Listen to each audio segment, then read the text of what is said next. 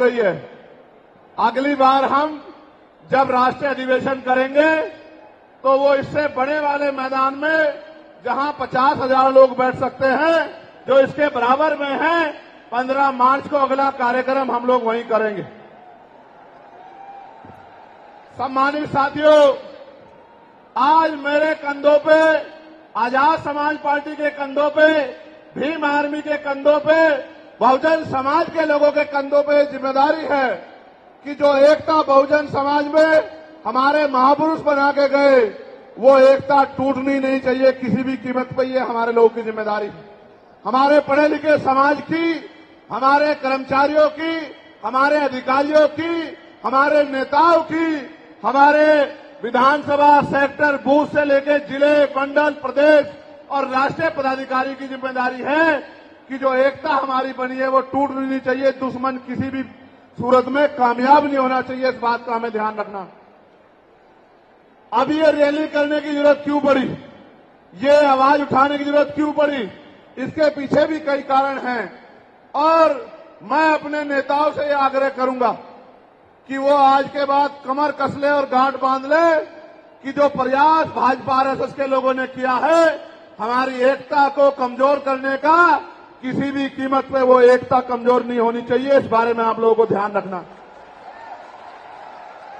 इस देश में वो लोग भी शासन सत्ता में हैं जिनकी आबादी लोकतंत्र में मुट्ठी भर है, जिनकी आबादी 85% है, वो इसी साजिशों के कारण एकजुट न हो पाने के कारण इस देश में गुलामों जैसी जिंदगी जीने के लिए मजबूर हैं। मैं बात कर रहा हूं शेड्यूल कास्ट के लोगों की, मैं बात कर रहा हूं शेड्यूल ट्राइब के लोगों की, मैं बात कर रहा हूं अन्य पिछड़े वर्ग के लोगों की, मैं बात कर रहा हूं मुस्लिम की, जैन की, सिख की, ईसाई की, बौद्ध की, तमाम उन लोगों की जिनको आज भारत में सम्मान की जिंदगी नहीं मिल पा रही। मैं बात कर रहा हूं महिलाओं की, मैं बात कर रहा हूं किसानों की, मैं बात कर रहा हूं मजदूरों की, मैं बात कर रहा हूं नौजवानों की। मैं पहले जो विषय है उस पर अपनी बात रखूंगा, फिर मुझे अपने दिल की बात आपको कहनी है। पहला जो विषय हमारा है, जिस पे हम लोग यहाँ इकट्ठा हुए हैं, उस पे हम लोग क्या करने वाले हैं, सरकार से हमारी क्या मांग है, सबसे पहले उस पे मैं अपनी बात रखूंगा। हमारी पहली मांग ये है कि 1931 के बाद इस देश में सभी जाति धर्मों के लोगों की जनगणना नहीं हुई है। जब तक जनगणना नहीं होगी तो ये नहीं पता लगेगा कि schedule caste, schedule tribe, backward के लोगों को कितनी उनकी आबादी और कितना सम्मान उनको मिल रहा है, कितनी हिस्सेदारी उनको मिल रही है। तो केंद्र सरकार जल्द से जल्द जातिगत जनगणना कराए। जब तक जातिगत जनगणना नहीं होगी तब तक सबसे पहले स्पष्ट ही नहीं होगा जो आज षड्यंत्र किया गया है और कुछ लोगों को जानबूझ के उनके मुंह से कहलवाया जा रहा है कि इस जाति का हिस्सा ये लोग खा रहे हैं, इस जाति का हिस्सा ये लोग खा रहे हैं, इस जाति का हिस्सा ये लोग खा रहे हैं। मैं चंद्रशेखर आजाद आपको वचन देके कहता हूं, अपने बहुजन समाज के सामने जातिवार जनगणना कराइए, उसके आंकड़े सार्वजनिक कराइए। अगर अंतिम पायदान पर रहने वाले जिनको डीएससी के भाई कहा गया है, जो हमारा परिवार है, अगर उनका 1% आरक्षण भी पॉइंट के बराबर भी कमजोर पड़ रहा होगा तो मैं वचन देता हूं कि इससे बड़ी रैली उनके समर्थन में हम लोग करेंगे। मैं फिर आपसे कह रहा हूं, आप याद करो, जब से इस देश में आरक्षण व्यवस्था लागू हुई है, इस आरक्षण को खत्म करने के लिए चाहे वो कांग्रेस पार्टी रही हो या भारतीय जनता पार्टी रही हो या और कोई मनुवादी दल रहा हो, इन्होंने एड़ी चोटी के जोर लगाए। और आज जिन जातियों को गाली दी जा रही है, ये वही जातियां हैं जिन्होंने अपने बच्चे कुर्बान कर दिए लेकिन अपने अधिकारों की रक्षा की और आज भी इस देश में आरक्षण बचा हुआ है, नौकरियां बची हुई है, हिस्सेदारी बची हुई है, राजनीतिक व्यवस्था कायम है, लोकतांत्रिक व्यवस्था है। तो धन्यवाद करना चाहिए उन जातियों का जिन्होंने अपने प्राणों का बलिदान दे दिया, लाठी डंडे खाए, गोलियां खाई, लेकिन अपने अधिकारों को छीनने नहीं दिया। सब लोगों को उनका धन्यवाद करना चाहिए। लेकिन दुश्मन का ये षड्यंत्र है और दुश्मन बड़ा समझदार है। दुश्मन जानता है कि 2 अप्रैल 2018 के बाद में ये दलित समाज एकजुट हो गया था। जब दलित समाज एकजुट हुआ तो वो ये सोचने लगे कि इनकी एकता को कैसे तोड़ा जाए। आप और मैं जानते हैं, जब हम मुट्ठी बनकर रहेंगे तो कोई हमारे अधिकारों को नहीं छीन सकता। लेकिन जब जब हम बट जाएंगे, एक उदाहरण के तौर पे बताता हूं, अगर आप झाड़ू की सिक्कों को इकट्ठा कर दोगे, वो सिक्के जो हैं एकजुट हो जाएंगे, उनको बांध दिया जाएगा तो वो सारा कचरा साफ कर देंगे। लेकिन अगर वो जो सिक्के होते हैं, अगर आपने उनको अलग अलग कर दिया तो वो कचरा साफ नहीं कर पाएंगे, वो खुद कचरा बन जाएंगे, उनकी कोई हैसियत नहीं बनेगी। इसलिए हमारे महापुरुषों ने बहुजन समाज में भाईचारे की बात की। और आप महसूस करो, बाबा साहब अम्बेडकर ने क्या नारा दिया? शिक्षित बनो, संगठित रहो और संघर्ष करो। हमें शिक्षित भी बनना है, संगठित भी होना है और अपने विरोधियों, बैरियों के खिलाफ संघर्ष भी करना है, अपने अधिकारों के लिए संघर्ष भी करना है। मैं जब देश के बाहर गया तो मैंने देखा कि वो लोग तरक्की कर रहे हैं, उनकी जिंदगी खुशहाल है, उनकी जिंदगी अच्छी बन रही है। लेकिन उनकी जिंदगी तो अच्छी बन रही है, लेकिन 75 साल की आजादी के बाद आज भी भारत में 80% लोग ऐसे हैं जो रोटी, कपड़ा, मकान से वंचित है, जिनको इज्जत की जिंदगी नहीं मिल रही। तो मैं ये देख रहा था, मुझे बड़ी खुशी हो रही थी। लेकिन जब मैं भारत की तरफ देखता हूं तो बड़ी निराशा हाथ लगती है। फिर ये महसूस करता हूं कि आज जो कुछ हमारे पास है वो हमारे महान पुरुषों की संघर्ष की वजह से है। अगर हमारे महान पुरुष संघर्ष नहीं करते तो जो आज हमें मिला है ये भी हमें किसी कीमत पे नहीं मिलता। आप जानते हैं, हमेशा आरक्षण के खिलाफ, चाहे सुप्रीम कोर्ट हो या मनुवादी दल हो, सब लोगों ने आरक्षण को समाप्त करवाने के लिए एड़ी चोटी के जोर लगा दिए। और इसका सबसे बड़ा हमला इस पे कब हुआ? जब 10% EWS लागू हुआ। मुझे माफी चाहते हुए कहना है कि हमारे दलों ने भी हाथ उठा के, जो हमारे पूर्व के दल थे, उनका समर्थन किया, जबकि वो आरक्षण पे सबसे बड़ा हमला था। अगर उसी दिन हम लोगों ने सड़कों पर निकल के अपनी आवाज को उठाया होता तो किसी की मां ने दूध नहीं पिलाया होता कि वो दोबारा आरक्षण पे हमला करने के बारे में सोच लेता।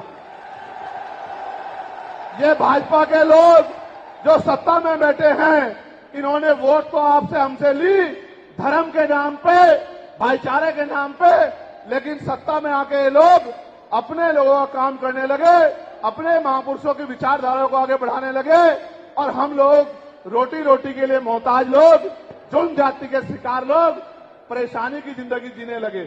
मैं चाहता हूं कि जो जिंदगी हमारे लोग ऑस्ट्रेलिया में जी रहे हैं, ऑस्ट्रिया में जी रहे हैं, इटली में जी रहे हैं, यूरोप में जी रहे हैं, पूरे अमेरिका में जी रहे हैं, कनाडा में जी रहे हैं, हॉलैंड में जी रहे हैं, नीदरलैंड में जी रहे हैं, ऐसी जिंदगी की व्यवस्था भारत में भी हो।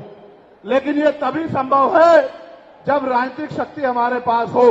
अगर राजनीतिक शक्ति भाजपा और कांग्रेस के पास रहेगी तो हम लोग इज्जत की जिंदगी देश में नहीं जी सकते। इस बात को आप लोग मेरी ध्यान रखना। ये मैं नहीं कह रहा हूं, ये बाबा साहब अम्बेडकर ने कहा, political power is the master की। राजनीतिक सत्ता वो चाबी है जो आपकी सारी परेशानियों का हल कर देगी। और राजनीतिक सत्ता जिनके पास है, उनके लोग हजारों हजारों करोड़ रुपए लेके भाग जाते। उनके लोग, उनके पूंजीपतियों के लाखों लाखों करोड़ रुपए माफ कर दिए जाते। लेकिन अगर आपका 10,000 रुपए का बिल भी बाकी हो तो 10,000 रुपए का बिल भी अगर आप नहीं दोगे तो मुकदमा लिख के आपको जेल भेजने का काम सरकार कर देगी और आपके घर की कुर्की भी करा देगी। आप किसानों का, मजदूरों का हाल देख लो, आप नौजवानों का हाल देख लो, इस देश में क्या है। तो हमारी सबसे बड़ी मांग ये है, आप समर्थन करके बताना कि आप इस पर सहमत हो या नहीं हो। बताओ, जातिवार जनगणना होनी चाहिए नहीं होनी चाहिए?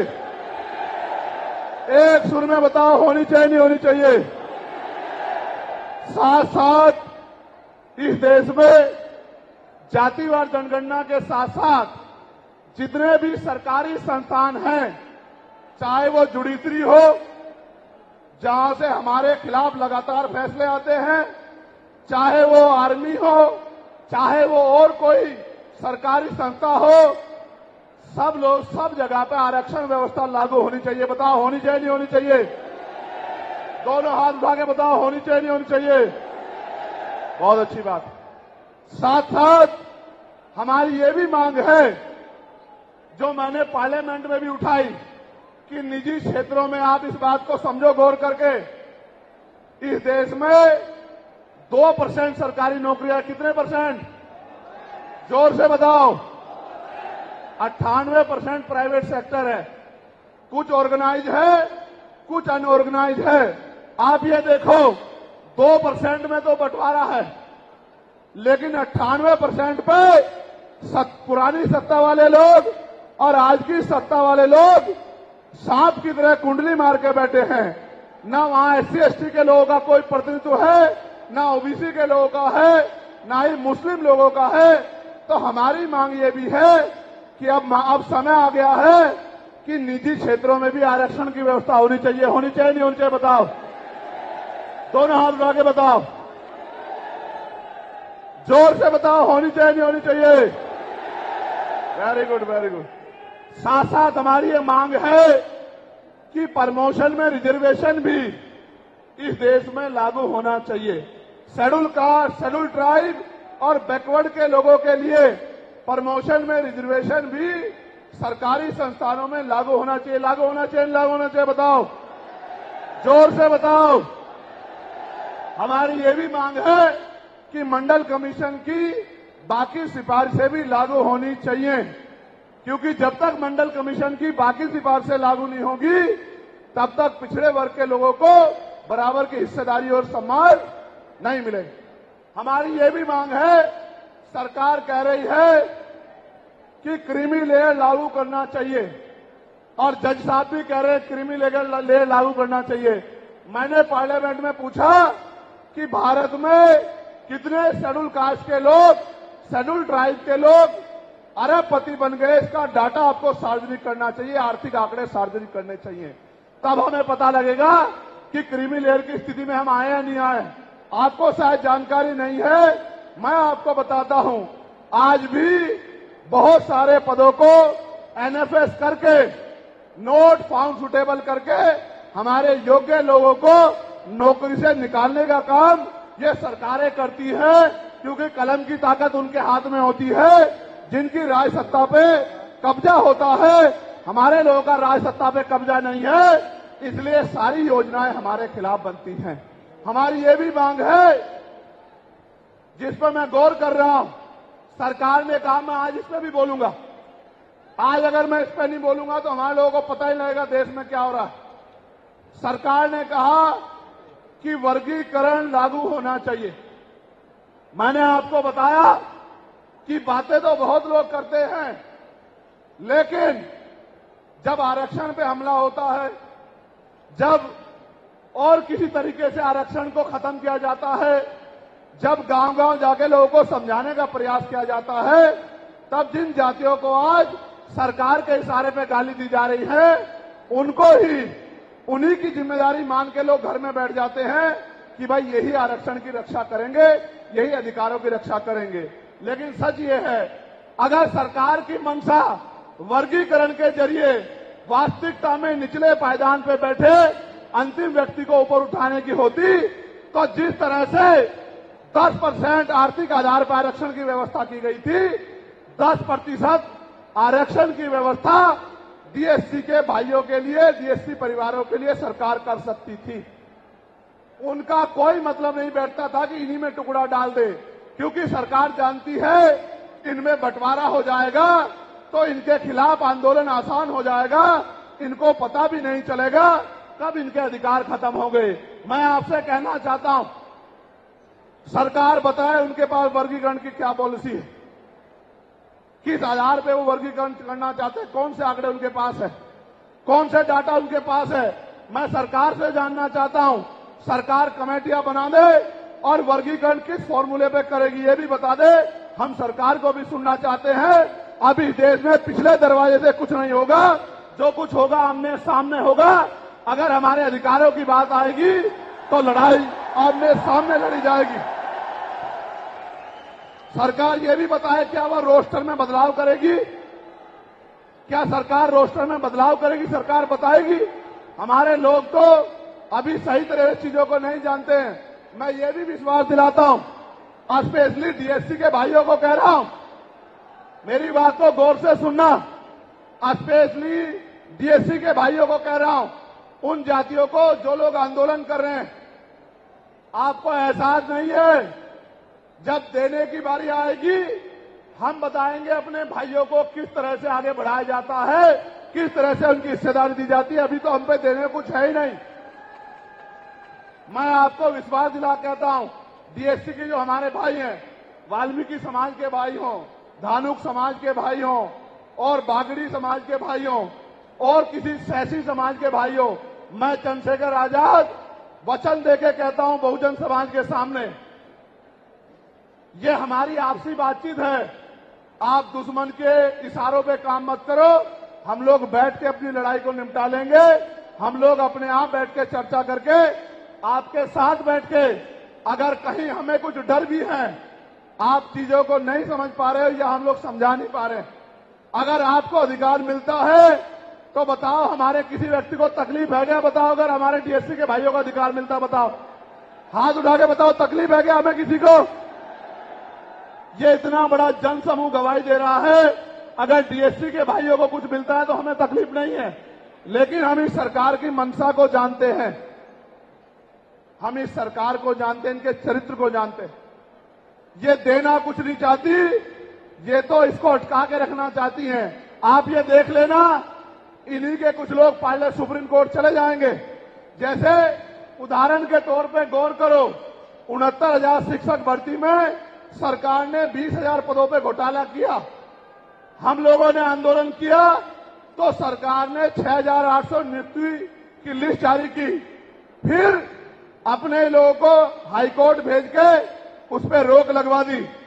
फिर हाईकोर्ट पे फिर हमारे लोग लड़े तो उन्होंने कहा दोबारा लिस्ट जारी करो, इनको अधिकार मिलना चाहिए। तो वोट लेने के लिए हमारे लोगों के सामने कहा कि भाई मिलना चाहिए, हम समर्थन करते हैं। लेकिन अपने लोगों को सुप्रीम कोर्ट भेज दिया और सुप्रीम कोर्ट में इनके बैठे जजों ने फिर से उस पर रोक लगा दी। इसलिए हमें इनकी नीयत पे शक होता है। मुझे डर ये भी है, अगर ये अधिकार स्टेट गवर्नमेंट को दे दिए गए तो ये कॉन्स्टिट्यूशन का तो बहुत बड़ा वॉयलेशन होगा ही, 340 का, 341 का, लेकिन ए-बी का। लेकिन सबसे बड़ा खतरा ये है कि कल जो सरकार सत्ता में आएगी वो किसी भी अन्य जाति के लोगों को शेड्यूल कास्ट में उनको शामिल करके आपके पूरे अधिकार को छीन बीन कर सकती है। अगर ये पावर स्टेट को मिल गई, हमें सरकार की मंशा पे सिर्फ शक है। हमने ये भी मांग की, आपको याद होगा, यूपी के साथी हमारे जानते हैं, हमने 2 साल पहले, पौने 2 साल पहले मांग की थी कि जो 52% ओबीसी हैं उनको 27% रिजर्वेशन सुप्रीम कोर्ट के लोगों ने दिया। आबादी से आधा। सुप्रीम कोर्ट ने मंडल कमीशन की रिपोर्ट के बाद ना चाहते हुए सरकार ने कर दिया, तो सुप्रीम कोर्ट ने अपने तरीके से रोक लगा के 27% दिया। हमने मांग की पौने 2 साल पहले यूपी में, गोरखपुर में पीसी करके, कि ओबीसी की आबादी तो 52% ही है, तो 15%, 27% से अलग 15% आरक्षण की व्यवस्था अलग से अति पिछड़ी जातियों को करानी चाहिए। मांग हमने पौने 2 साल पहले उत्तर प्रदेश में उठाई थी। उसके बाद उसी दिन हमने मांग उठाई, क्योंकि हमें न्यायिक चरित्र है। हम बाबा साहब अम्बेडकर को, मान्यवर काशीराम साहब को अपना नेता मानते हैं। हम ज्योतिबा फूले साहू जी महाराज को अपना नेता मानते हैं। हमने मांग उठाई थी, हम मामला रामसू वर्मा और सर छोटू राम को अपना नेता मानते हैं। हम चौधरी महाराज सिंह भारती को अपना नेता मानते हैं। हम कोतवाल धन सिंह गुर्जर को अपना नेता मानते हैं। हमने मांग उठाई थी कि भाई हमारी आबादी बढ़ रही है। 2011 के बाद जनगणना नहीं हुई और जो जनगणना हुई उसके आंकड़े जारी नहीं हुए।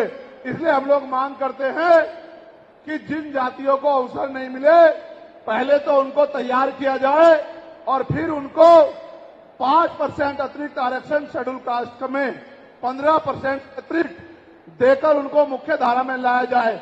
जब हम 2 साल पहले इसकी मांग कर रहे हैं तो हम डीएससी के भाइयों के विरोधी कैसे हो सकते हैं, आप लोग बताओ। तब तो वो आंदोलन भी नहीं चला रहे थे। हम तो आंदोलन चला के मांग कर रहे थे कि मिलना चाहिए, मिलना चाहिए। लेकिन मैं आज भी कहता हूं, हमारी ये मांग है कि अब समय आ गया देश में कि आरक्षण की सीमा बढ़ाई जानी चाहिए, आरक्षण की कैप खत्म की जानी चाहिए और 100% रिजर्वेशन इस देश में लागू होना चाहिए। जिसकी जितनी संख्या भारी, उसकी उतनी हिस्सेदारी का लाभ उनको मिलना चाहिए। आप फिर कह रहा हूं, जातिगत जनगणना कराओ और 100% आरक्षण करो। मैं तो स्वर्ण जातियों का सबसे बड़ा हितैषी हूं, उनको 10% आरक्षण क्यों दे रहे हो? मेरी ये मांग है। मैं तो अपने लोगों के आरक्षण में से भी उनके लिए मांग करता हूं। उनकी आबादी तो 15% भी नहीं है। मैं ये कहता हूं कि उनका अलग से ब्लॉक बना के उनको 20% आरक्षण सरकार को देना चाहिए और 80% आरक्षण को SC, ST, OBC के लिए फ्री कर देना चाहिए। जबकि काशीराम साहब तो 85% की बात करते थे, लेकिन मैं समझता हूं कि उनमें भी लोग गरीब हैं, इसलिए मैं उनका 5% और बढ़ा रहा हूं। लेकिन पहले देश को ये तो बता दो, जातिगत जनगणना करा के, कि भाई अभी तक उनका प्रतिनिधित्व कितना है, अभी तक उनकी सरकारी नौकरियों में हिस्सेदारी कितनी है और कितनी कमी उनकी है जो आपने 10% उनको दे दिया। आज हम लोग एक और मांग भी उठाते हैं कि कास्ट का आरक्षण बढ़ा के उसकी संख्या के आधार पे 25% करना चाहिए। बताओ सहमत हो नहीं सहमत हो? जोर से हाथ उठा के, दोनों हाथ उठा के बताओ सहमत हो नहीं सहमत हो? तो ये हमारी वो मांगे हैं जिनके लिए आज हम लोग यहां इकट्ठा हुए हैं। और हम इकट्ठा नहीं हुए आज तो मजबूरी या अपने देश से प्यार था कि हमने अपने आंदोलन को बदलाव कर लिया। अगली बार अधिवेशन तो होगा इंदौर में, लेकिन जब होगा तो इस बार एक और बड़ा आंदोलन रामलीला मैदान में और रामलीला